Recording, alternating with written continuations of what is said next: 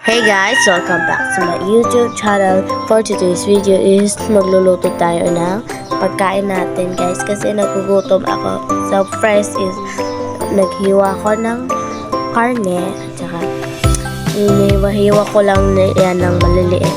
Second is papainitin lang natin yung kala. First is buksan natin yung gas and then buksan din natin yung kalan. So ayan, dapat slow lang guys, dapat mahina lang yung gas. So ayan, antayin lang natin na mainit and then mainit na siya guys. So lagyan na natin ng oil. Ayan, lagyan natin oil, hintayin din natin na init ulit. Ayan, dahil mainit na siya guys, lagay na natin yung kukuha na natin yung karne at ilagay natin sa kalan na mainit. Ayan. So, ilagay lang natin. Ayan. Ay, nakakatakot yung mantika, guys. Nakakatakot. Dahil nalagay na natin lahat.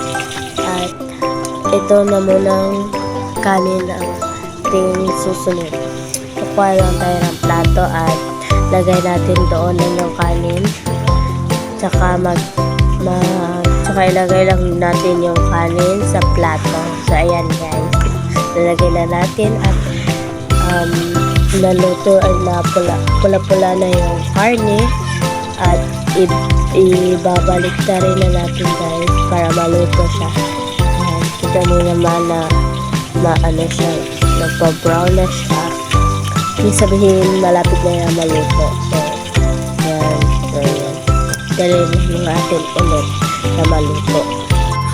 So, ayan guys, naluto na. Ito yung karne natin. So, syempre, bago tayo mag-start is kukuha tayo ng plato para lagyan natin ng sauce natin. Ayan, gagawa ako ng sauce guys.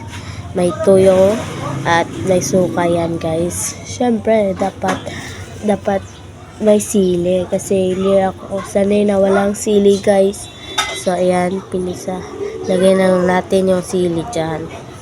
Pipigay lang natin at done. So tara guys, kain tayo. Before that, pray muna tayo syempre. And, okay, let's eat na. Yan, sobrang sarap guys. So dito lang muna. Bye bye.